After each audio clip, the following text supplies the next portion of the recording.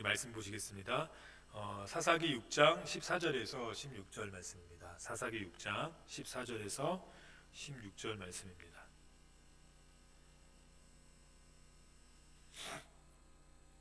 한 절씩 교독하시고 마지막 절은 다 같이 읽겠습니다. 여호와께서 그를 향하여 이르시되 너는 가서 이 너의 힘으로 이스라엘을 미디안의 손에서 구원하라. 내가 너를 보낸 것이 아니냐 하시니라.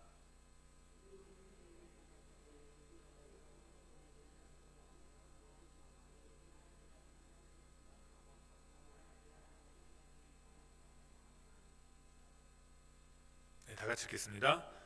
여호와께서 그에게 이르시되 내가 반드시 너와 함께 하리니 내가 미디안 사람 치기를 한 사람 치듯 하리라. 아멘. 하나님이 하신다는데 안 될 게 무엇인가 라는 제목으로 하나님의 말씀 증거하겠습니다.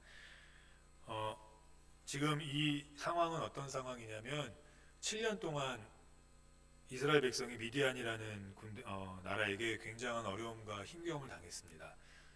1절부터 쭉 보시면 아시는데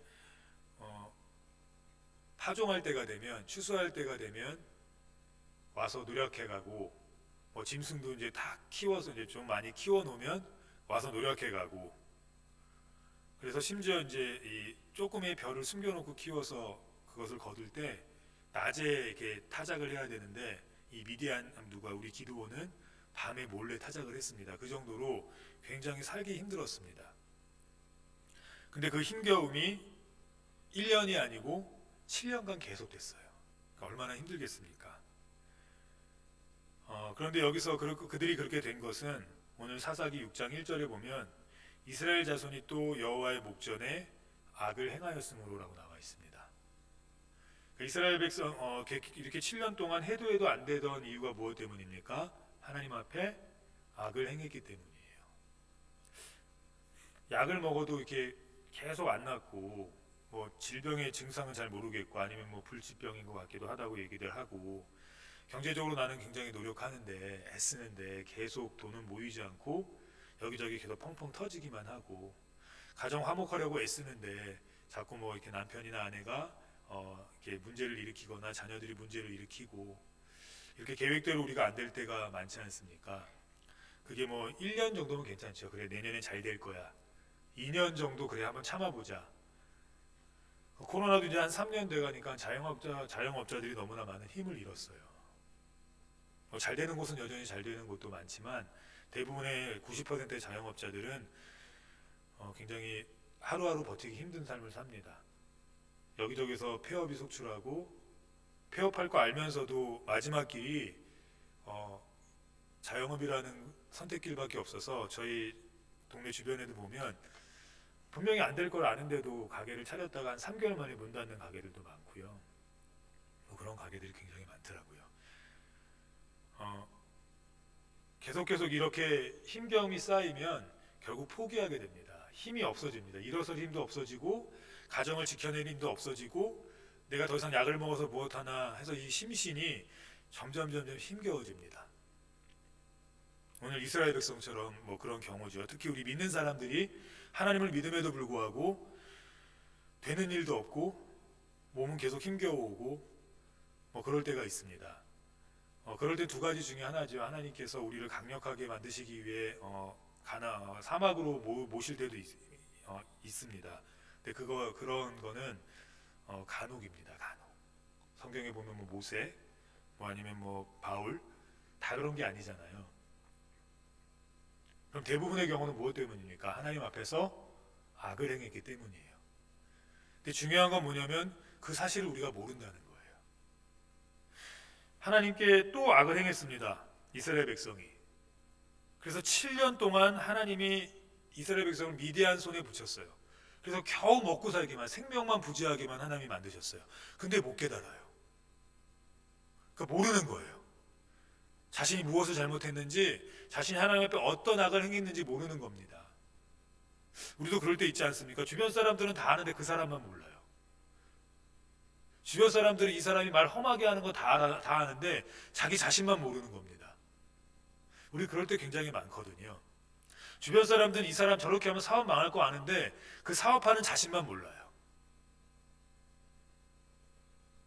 주변 사람들은 자녀를 저렇게 키우면 안 된다는 거 다 아는데 정작 부모만 모를 때가 있습니다.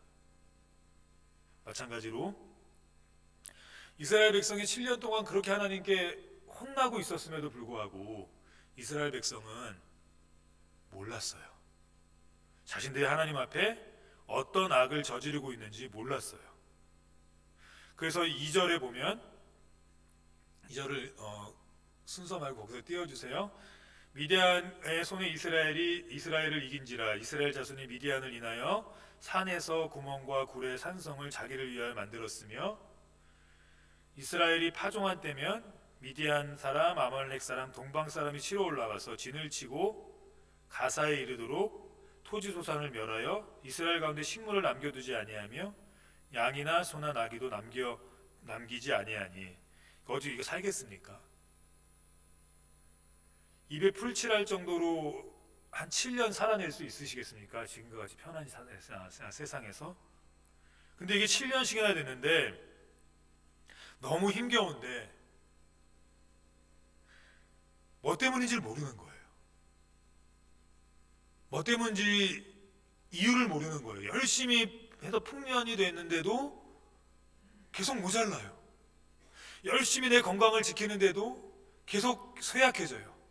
열심히 돈을 버는데도 계속 마이너스예요. 정말 자녀들 사랑해서 가정을 잘 지키려고 하는데도 가정이 점점 안 돼요. 이거 이유가 있지 않겠습니까? 근데 오늘 본문은 그 이유를 여호와 목전에 악을 행하여라고 얘기합니다. 본인들만 모르는 거예요. 혹시 우리 주변이나 지금 말씀을 듣고 계시거나 우리 교회 성도들 중에서도 계속해도 안 되고 계속해서도 힘들고 계속해도 계속 막히는 분들이 있다면 우리도 한번 생각해 봐야 합니다. 근데 중요한 건 무슨 죄인지 모른다는 거예요. 회개해야 하고 싶은데 무슨 죄인지 모르잖아요. 죄진 것도 모르는데 어떻게 하나님 앞에 회개합니까? 그때는 한 가지 방법밖에 없습니다. 우리 6절 사사기 6장 6절 같이 읽겠습니다. 이스라엘이 미약함이 심한지라 이에 이스라엘 자손이 여호와께 부르짖었더니 뭐 했습니까? 부르짖었어요. 그 고통의 원인 때문에. 7절 계속해서 얘기합니다. 이스라엘 자손이 미디안을 인하여 여호와께 부르짖은 고로. 자기의 죄로 인하여 부르짖은 게 아니었죠. 이스라엘 백성은 자신의 죄가 뭔지 몰랐습니다. 분명히 하나님 보실 땐 죄였기 때문에 악이었기 때문에 하나님이 그들을 7년간 깨달을 수 있도록 했지만 그들은 7년이 지나도 깨닫지 못했어요. 그들이 하나님 앞에 부르짖은 이유는 그들의 죄 때문에 부르짖은 게 아니라 그들을 괴롭히는 미디안 때문에 부르짖었습니다. 만약에 이스라엘 백성이 1년 정도 괴롭힘 당했을 때 아니면 6개월 정도 괴롭힘 당했을 때 바로 하나님 앞에 나가서 자신의 죄는 모르지만 미디안 때문에 부르짖었다면 6개월 만에 어쩌면 문제가 해결됐을 수도 있어요. 잘 안 되시는 일들이 있습니까? 그게 하나님이 우리를 시험하시고 우리를 단련하시고자 하는 이유든 아니면 우리가 하나님 앞에서 악을 행하기 때문이든 일단 지금의 상황에서 가장 중요한 건 우리가 깨닫지 못하거든요. 그때 뭐 하면 됩니까? 하나님 앞에 부르짖는 거예요. 아무리 약을 먹어도 병이 안 낫습니까? 하나님 앞에 부르짖는 겁니다. 아무리 가정을 잘 건설하려고 해도 자꾸만 가정이 무너지는 것 같습니까? 하나님 앞에 내가 먼저 무릎 꿇는 거예요. 내가 하나님 앞에 죄 지은 것이 무엇인지 모를 땐 부르짖는 것밖에 없습니다. 사업이 잘 안 되십니까? 아무리 노력해도 안 되고 뭘 안 해도 안 되십니까? 하나님 앞에 부르짖는 거예요. 그 사업 때문에, 그 고통으로 인하여. 미디안이라는 고통 때문에 이스라엘 백성이 부르짖었던 것처럼 자녀로 인한 고통이라면 그 자녀 때문에 하나님 앞에 부르짖고요. 돈 때문으로 인한 고통이라면 그 돈 때문에 하나님께 부르짖으면 돼요. 건강 때문이라면 그 건강 때문에 하나님께 부르짖으면 돼요. 근데 하나님이 이상한 건 이스라엘 백성이 너네 이 죄 때문이었어라고 하나님이 기억하지 않으시고 하나님이 이제 응답해 주신다는 겁니다. 죄를 회개하든 아니든 오늘 본문 속에 나오지 않았으니까 분명히 미디안 때문에만 부르짖었어요. 자신들의 죄에 대해서 부르짖은 게 아닙니다. 심신이 다 힘겨워졌어요. 우리가 이렇게 병을 고치려면 맨 먼저 무엇을 하죠? 이렇게 기력을 회복시키지 않습니까? 수술하기 전에도 기력을 회복시키고, 뭐 일단 가장 먼저 해야 될 것이 이 몸의 힘을 회복시키는 거 아닙니까? 그래서 우리가 몸의 힘을 회복시켜야 하는데, 오늘 이스라엘 백성도 보니까 굉장히 미약하여졌대요. 미약함이 심해졌대요. 일어설 힘이 없어진 거예요. 7년 동안 당했으니 어디 일어서겠습니까? 7년 동안 가정을 지키려고 애썼는데 그게 안 되니까 어쩔 수 없이 이혼을 하게 되고, 7년 동안 사업을 이어보려 했는데 더 이상 안 되니까 문을 닫을 수밖에 없고, 뭐 재수도 한 2, 3수 하면 괜찮은데 재수 7수 하면 주변에서 뭐라 그럽니까? 쟤는 안 될 놈이라 그럽니다. 7수에서 안 되면 안 되는 거거든요. 잘 본인도 알아요. 그러니 얼마나 심신이 미약해졌겠습니까? 이런 악순환을 끊을 수 있는 방법이 무엇입니까? 도대체 내가 뭘 잘못한 걸까? 도대체 내가 어디서부터 잘못된 걸까? 이미 이제 못 잡아요. 7년 동안 안 된 건 안 됩니다. 7년 동안 사업을 그렇게 많이 했는데도 안 된 건 안 돼요. 일단 다시 힘을 얻어야 됩니다. 근데 그 힘을 얻기 위해서 우리가 해야 될 게 무엇입니까? 하나님 앞에 부르짖는 거예요. 원인이 무엇이든, 원인이 뭔지 모르게, 내가 이렇게 돈이 모자른 이유가 무엇일까? 모르죠. 열심히 하는데도 안 되는데 그거 모르지 않습니까? 그럼 부르짖으십시오. 하나님 앞에. 병이 낫기 위해서 이 백방으로 노력했는데 안 되십니까? 그럼 먼저 하나님 앞에 부르짖으십시오. 방법은 그거밖에 없어요. 빠를수록 좋습니다. 7년 동안 고생하고 부르짖을 필요 없지 않습니까? 한 6개월 했는데 안 돼요. 예전에는 잘 됐는데 지금 약이 안 들어요. 예전에는 뭐만 해도 조금씩 돈이 모여졌는데 이제는 아무리 열심히 해도 돈이 안 모여져요. 예전에는 전도를 하면 전도가 그래도 됐었는데 요즘에 안 돼요. 예전에는 힘겨운 가운데도 선교원금을 하고 선교지를 가고 그랬는데 이제는 그것도 안 돼요. 그럼 어떻게 하면 됩니까? 하나님 앞에 부르짖으면 됩니다. 왜 그렇습니까?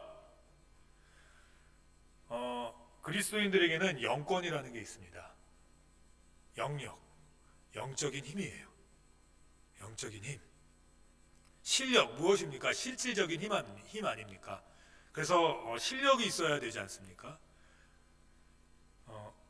사업에 실력이 있으면 사업 잘 하거든요. 가르침에 실력이 있으면 잘 가르치고요. 공부에 실력이 있는 애들이 결국 서울대 가고요. 결국 실질적인 힘입니다. 그러나 우리 그리스도인들은 오늘 본문에서 분명하게 얘기합니다. 이들이 열심히 살지 않았기 때문에 괴롭힘을 당한 것도 아니고, 이들이 파종할 것이 없었기 때문에 먹을 것이 없었던 것이 아닙니다. 그들에게는 영적인 힘이 없었어요.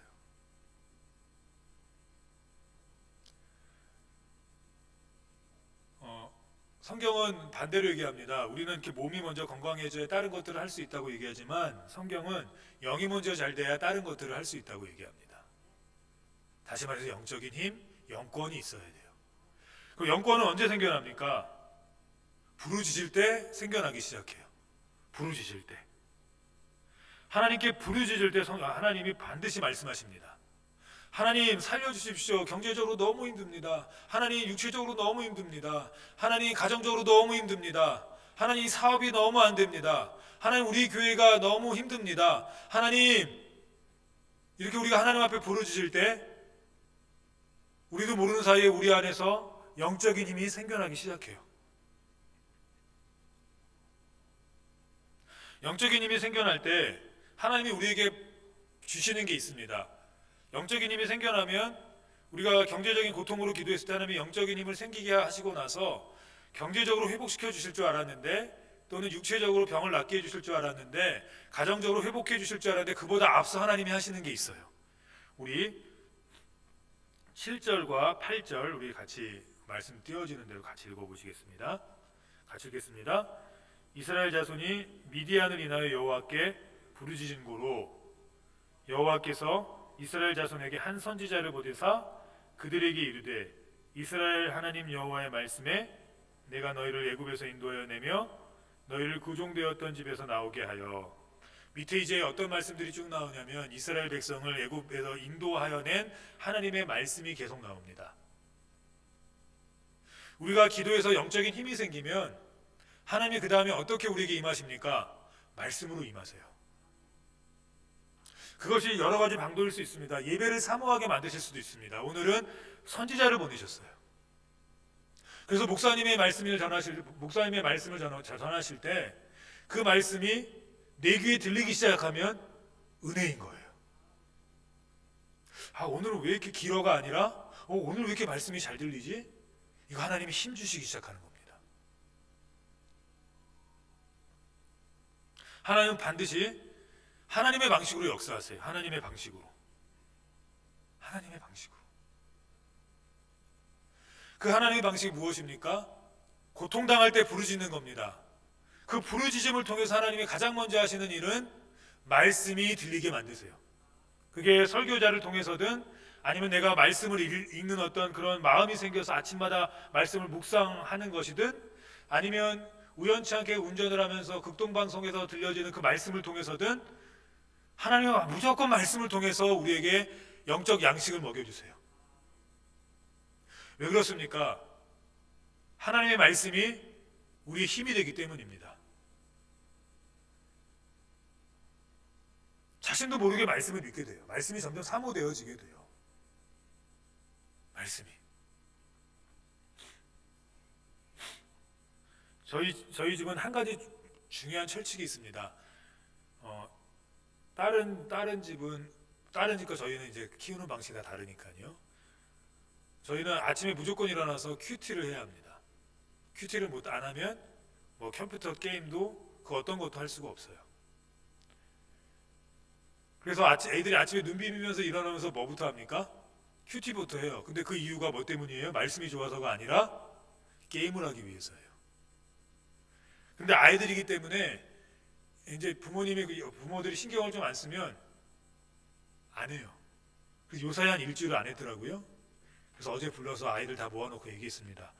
너네 요즘에 큐티를 안 한다. 너네 아무것도 없어.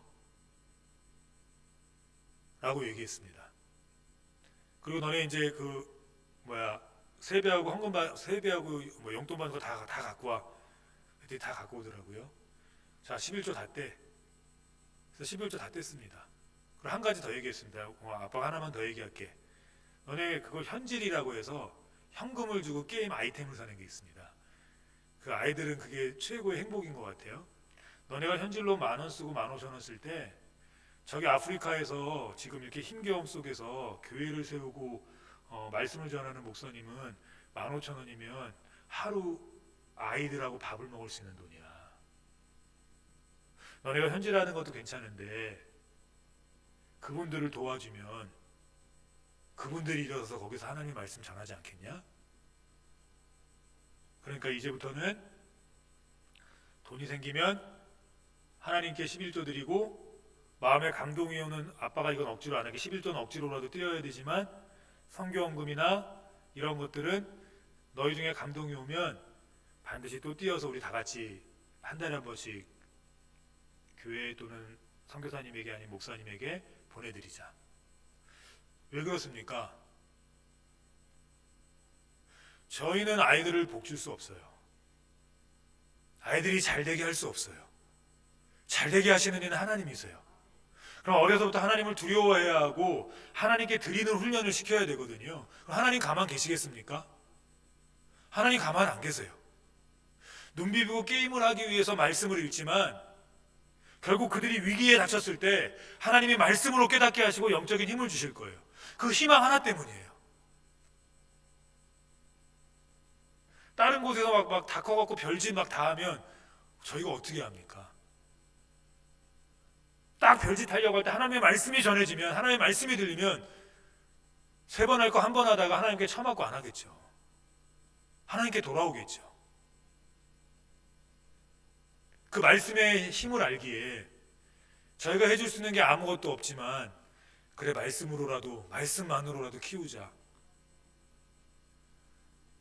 건덕지가 없잖아요. 애들이 가장 사랑하는 게 컴퓨터니까 그걸 걸고 하는 겁니다. 오늘 하나님께서 이스라엘 백성에게 영적인 힘, 심약적 심신이 미약했어요. 일으켜야 되는데 일어설 수 있는 힘이 이스라엘 자손에게, 하나님의 자녀들에게 없었어요. 그래서 하나님이 먹이기 시작했는데 그 먹이신 것이 무엇입니까? 하나님의 말씀이었어요. 오늘 쭉 보면 하나님께서 이 힘겨워하는 이스라엘 백성에게 야 내가 돈 줄게, 야 내가 뭐 위에서 만나 내려줄게 이러지 않으셨습니다. 계속 주저리 하시는 게 뭐였냐면 말씀이셨어요. 내가 애굽에서 너희를 어떻게 건져냈고 여기서 어떻게 해왔고 내가 여기서 어떻게 했다. 우리 10절 같이 읽겠습니다. 내가 또 너희에게 이르기를 나는 너희 하나님 여호와니 너희의 거하는 아모리 사람의 땅의 신들을 두려워 말라 하였으나 너희가 내 목소리를 청종하지 아니하였느니라 하셨다 하니라. 하나님의 말씀으로 막 먹이신 다음에 그 다음에 어떤 말씀하십니까? 그들의 악이 무엇이었는지 깨닫게 하세요. 말씀을 읽다 보면 깨달아요. 아, 내가 도대체 하나님께 잘못한 게 뭐야?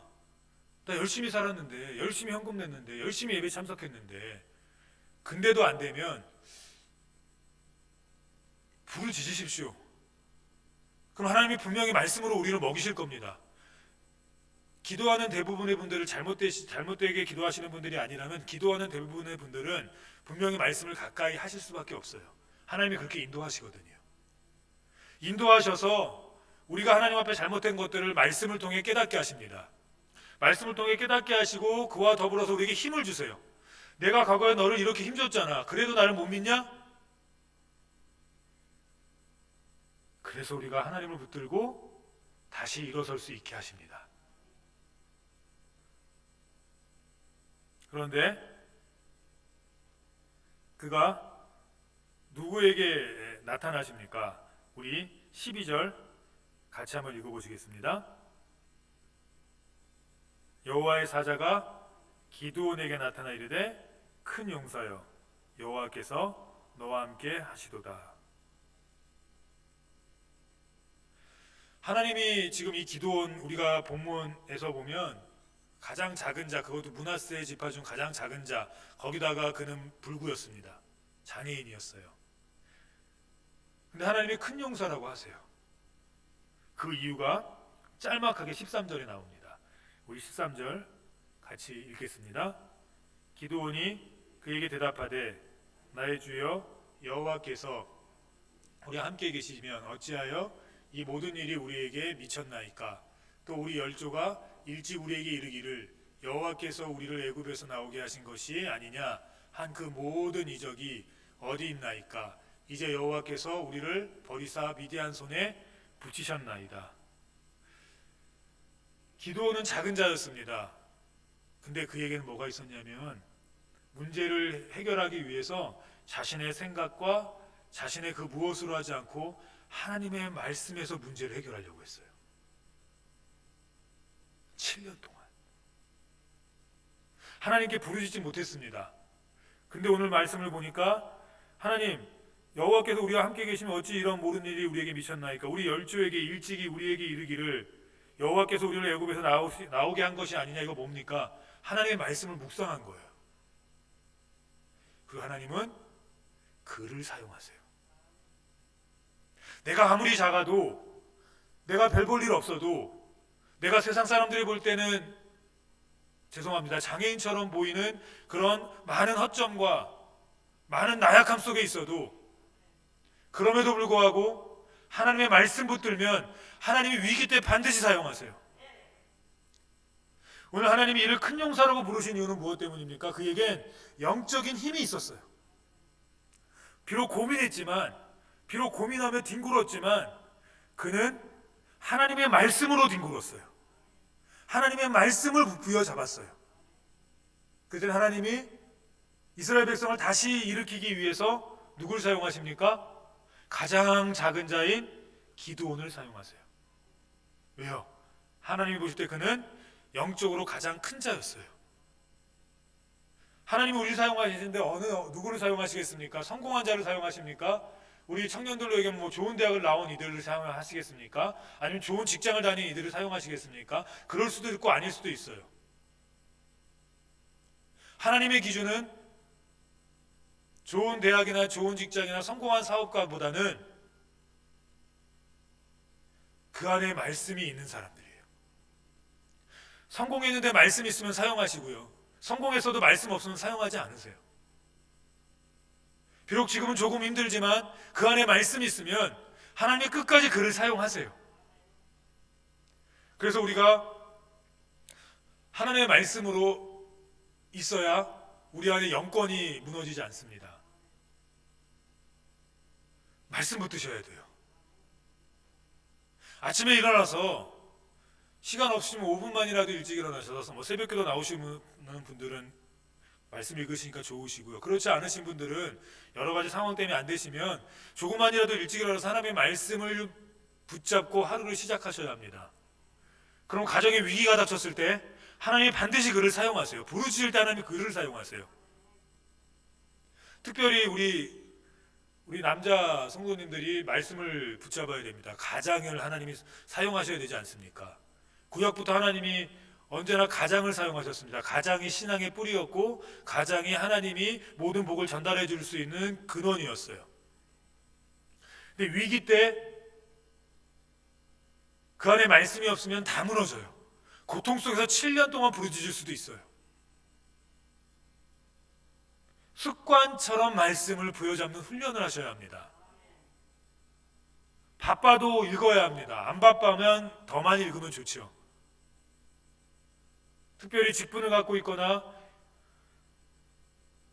가정에서 역할을 감당하시는 분들이 말씀을 읽어야 합니다.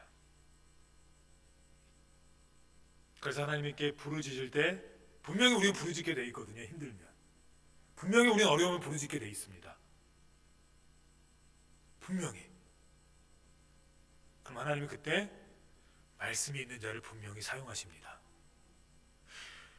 어려울 때 6개월 됐을 때 부르짖으면 더 좋고요. 뭐 한 달 만에 지혜 있으신 분들은 한 달 정도 힘겨움 당하고 부르짖으면 훨씬 좋아요. 근데 그 부르짖을 때 하나님은 그 부르짖는 사람을 사용하실지 아니면 다른 사람을 사용하실지는 그 안에 말씀이 있는지 없는지를 보고 하나님 결정하십니다. 수많은 사람들이 하나님께 부르짖었습니다. 그 부르짖음을 하나님은 귀 기울여 들으셨어요. 근데 하나님이 그 중에서 사용한 사람은 그 당시에 부유한 층이나 그 당시에 힘 있는 사람이나 그 당시에 그런 사람이 아니었습니다. 비록 장애를 가진 사람이었지만 비록 가장 작은 부류에 속해 있었지만 말씀이 있는 자를 사용하셨다는 거예요. 왜요? 그게 영권이니까요. 몸에 큰 수술할 때도 몸에 힘이 생겨야 수술을 받을 수 있는 것처럼 하나님이 사용하시고자 할 때 영적으로 힘이 있어야 사용하실 수 있어요. 지금 급하잖아요. 7년이나 얘네들 다 죽게 생겼어요. 내 자식들. 이제 더 이상 내버려두면 안 되겠다고 있는데 때마침 그들은 하나님께 부르짖었어요. 근데 그때 때마침 하나님이 사용할 한 사람이 있었어요. 그에겐 영적인 힘이 있었습니다. 그래서 하나님이 사용하신다고 말씀하십니다. 자기가 볼 땐 가장 낮은 자였지만 자기가 볼 땐 가장 비참한 자였어요. 오늘 우리 11절 같이 한번 읽어보시겠습니다. 여호와의 사자가 아비에셀의 아들 아사람 요아스에게 속한 오브라에 이르러 상수리나무 아래 앉았으니 마침 요아스의 아들 기드온이 미드한 사람들에게 알리지 아니하여 밀을 포도주 틀에서 타작하더라. 이렇게 나약한 사람이었다고요. 지금 대비해서 보여주는 겁니다. 하나님 보실 땐 큰 용사였어요. 근데 세상 사람들이 볼 땐 한없이 나약한 사람이었어요. 이 두 개의 대비를 통해서 하나님이 말씀하시고자 하신 것이 무엇입니까? 하나님이 쓰시는 사람이 누구냐는 거예요. 심지어는 자기 자신이 자신을 생각할 때도 제일 작은 자였습니다. 우리 15절 같이 읽겠습니다. 기드온이 그에게 대답하되 주여 내가 무엇으로 이스라엘을 구원하리이까? 보소서 나의 집은 므낫세 중에 극히 약하고 나는 내 아비 집에서 제일 작은 자니이다. 왜냐하면 장애를 입고 있었거든요. 그런데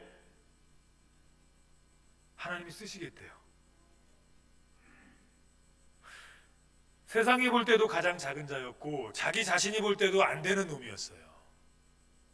주변에서도 너는 안 되는 놈이라 그랬어요. 심지어는 그 가족 안에서도 그를 인정하지 않았어요. 근데 하나님이 쓰시겠대요. 근데 하나님이 보신 게 있습니다. 그 앞절입니다. 14절. 우리 14절 같이 읽겠습니다. 여호와께서 그를 돌아보아 가라사대 너는 이 내 힘을 의지하고 가서 이스라엘을 미디안의 손에서 구원하라. 내가 너를 보낸 것이 아니냐. 하나님이 말씀하신 게 뭡니까? 너는 내 힘을 의지해서, 이 힘, 여기서 얘기하는 이 힘이 무엇입니까? 그가 붙들고 있던 말씀을 통해서 안에서 죽지 않았던 영적 힘이에요. 실력이에요. 그리스도인들은 실력이 있어야 합니다. 어떤 실력입니까? 영적인 힘이 있어야 돼요. 근데 영적인 힘은 운동한다고 생기는 것이 아닙니다. 말씀을 통해 생겨요. 말씀을 통해. 평상시에는 몰라요. 말씀이 내게 어떤 힘을 줄지. 평상시에 모른다니까요. 위기 때 알아요. 위기 때.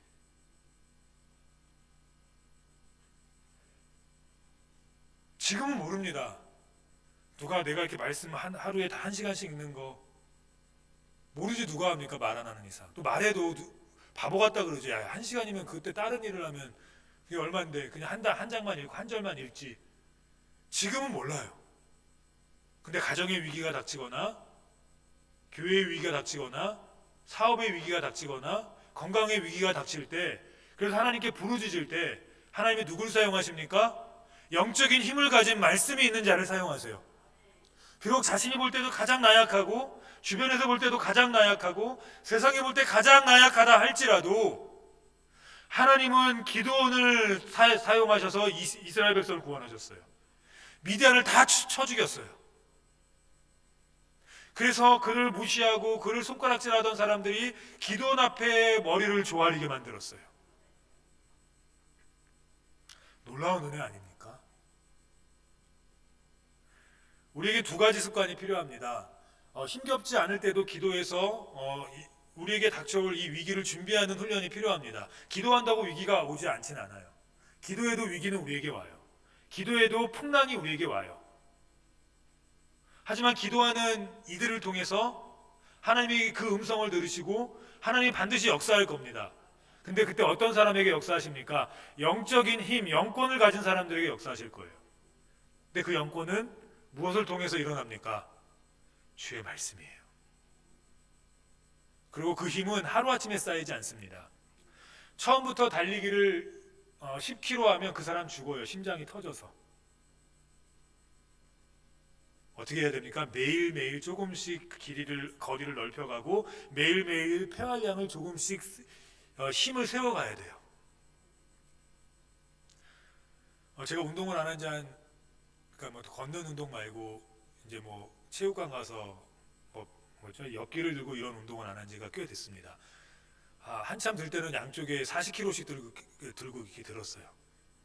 그 정도면 괜찮게 드는 겁니다. 지금 다시 하라 그러면 양쪽에 10kg도 이렇게 끼고 못 들을 것 같아요. 근육의 힘이 다 빠져서.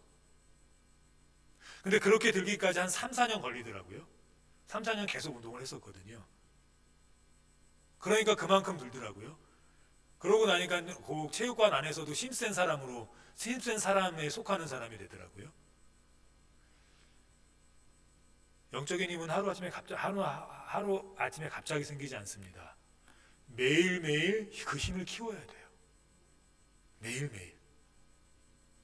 매일매일 말씀을 읽으셔야 그 힘이 키워져요.